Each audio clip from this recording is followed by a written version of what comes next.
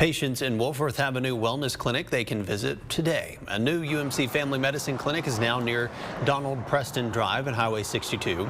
It replaces the former Wolfforth clinic just down the street near the city library.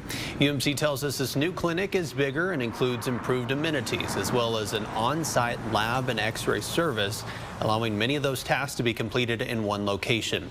Another new element of the clinic is a drive-through testing area. Patients can be tested for common illnesses like strep, flu, and COVID-19 from their own vehicle. We're going to take a look, or you should take a look at our website for the hours of that clinic.